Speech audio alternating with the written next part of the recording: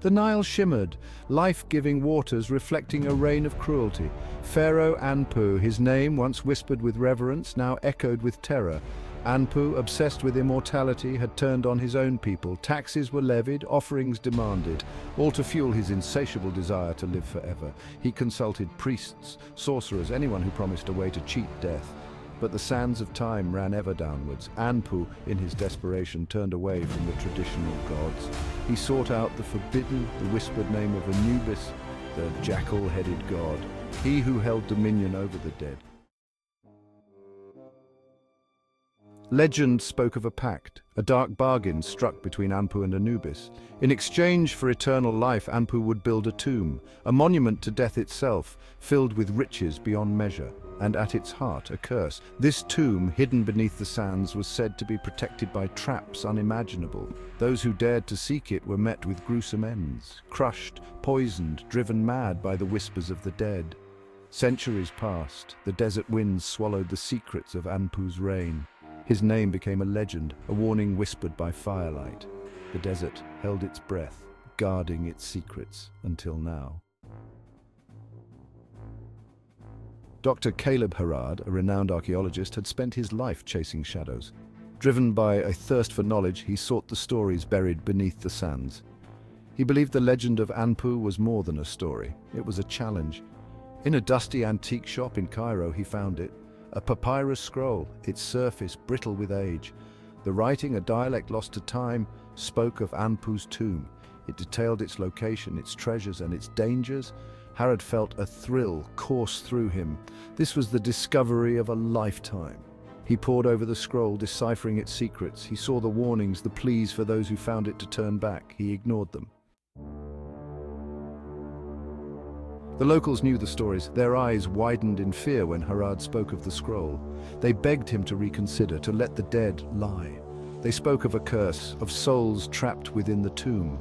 Harad dismissed their concerns as superstition. He saw fear, not fact. He was a man of science, not folklore. He would not be deterred. He assembled a team, seasoned explorers and academics, all eager to make history. The expedition was prepared. Supplies were gathered, camels loaded. They ventured into the vast, unforgiving desert. The sun beat down, a relentless furnace, but Harad pushed on, the scroll his only guide. He would soon learn the price of his ambition. Section 5. Journey into the unknown. Days bled into weeks. The desert, a vast ocean of sand, seemed endless. The team, their initial excitement waning, began to feel the strain. The heat, the relentless sun, it wore them down. Then, on the horizon, a shape emerged, a pyramid half buried by the shifting sands. It stood silent, a sentinel guarding secrets best left undisturbed. Hope surged through Harad. This was it, Anpu's tomb. As they drew closer, a sense of unease settled over them. The air grew heavy, charged with an unseen energy. The silence was broken only by the wind, whistling through the crumbling stones. It sounded like whispers. The desert was watching. Section 6. The Shadow of the Jackal. The entrance, hidden for centuries, was revealed. Hieroglyphics, intricate and beautiful, adorned the walls. They depicted scenes of Anpu's reign, his pact with Anubis, and the terrible price of his ambition. Harad, his heart pounding with anticipation, led the way. The air inside was stale, heavy with the scent of decay. Torches flickered, casting dancing shadows that seemed to writhe and contort. The first trap was triggered. A pressure plate, concealed beneath centuries of dust, unleashed a hail of poisoned darts. 2 of Harad's team fell, their screams echoing through the tomb. Death was swift, the curse was real. Section 7. Whispers from the past. In the heart of the desert, hidden beneath the sands, lay a tomb shrouded in mystery and legend.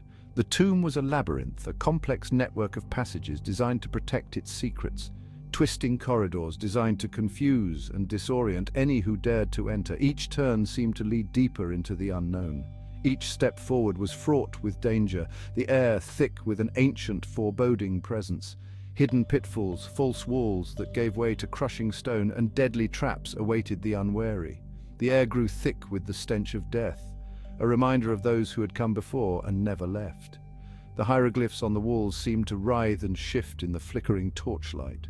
telling tales of ancient gods and forgotten rituals. They whispered of Anpu's cruelty, of the souls he had sacrificed to fuel his ambition, and the dark power he sought to harness. The whispers seeped into their minds, planting seeds of doubt and fear, making them question their every move. One by one, Harrod's team succumbed to the tomb's defenses, their resolve crumbling under the weight of the tomb's malevolent presence. Driven mad by the whispers, they turned on each other, their minds unraveling in the darkness. Their screams echoed through the corridors, a chilling symphony of despair that seemed to go on forever. Harrod pressed on, his obsession a shield against the growing terror. He was close, he could feel it. The secrets of the tomb were within his grasp, and he would not be deterred. Section 8. The Price of Ambition. He reached the burial chamber, his heart pounding with a mix of fear and excitement. A vast, echoing space, its ceiling supported by massive columns carved with images of Anubis, the god of the afterlife. In the center, a sarcophagus of obsidian, intricately carved and adorned with precious jewels. This was Anpu's final resting place, a testament to his power and wealth. The air here was heavy, charged with an unseen energy that seemed to pulse with every breath he took. Harrod's hand trembled as he reached out to touch the sarcophagus, the culmination of his lifelong quest. He could feel a presence, ancient and powerful, watching him, as if the very walls had eyes. As his fingers brushed against the cold stone, the chamber began to shake violently, dust and debris falling from the ceiling. The ground split open, revealing a chasm of darkness that seemed to have no end. From its depths he heard a sound that chilled him to the bone, a whisper of ancient curses. A low, guttural growl filled with an eternity of rage and sorrow echoed through the chamber. Anpu was not at rest. His spirit, disturbed by Harrod's intrusion, filled the air with a palpable sense of dread. Harrod knew he had to leave, but the price of his ambition had already been paid. The tomb began to seal shut, trapping him inside with the restless spirit of Anpu. Section 9. Anpu's Return. The sarcophagus cracked open, a blinding light erupted, throwing Harrod back against the wall. He shielded his eyes, his heart pounding in his chest. When the light subsided, he saw him. Anpu, his body, desiccated but intact, rose from the sarcophagus. His eyes, once filled with life, now burned with an unholy light. He was a being of death, animated by the dark magic of Anubis. Harrod, his mind reeling, stumbled back. He had unleashed a horror upon the world. The whispers he had heard throughout the tomb now coalesced into a single terrifying voice. It spoke through Anpu's lips, its words dripping with malice. "You have disturbed my slumber." Section 10. The Curse's Embrace. Anpu lunged forward with a force that seemed to defy the ages. His touch was icy cold, draining the warmth from Harrod's body, as if winter itself had taken hold of his soul. He tried to scream, but no sound escaped his lips. The terror was so profound it choked his voice. He was trapped, his life force slowly being leached away, each second feeling like an eternity of suffering. The curse, the price of Anpu's pact with Anubis, was claiming him. Ancient symbols glowed with a sinister light, sealing his fate. His life force, his very essence, was being consumed to fuel Anpu's resurrection. The energy flowed from him like a river, unstoppable and relentless. He was to be a vessel, a puppet for Anpu's will, his body no longer his own, his mind a mere shadow of what it once was. The last vestiges of his consciousness flickered, like a candle in the wind, struggling to stay alight. He saw the tomb, the treasures he had sought, through a haze of pain and terror.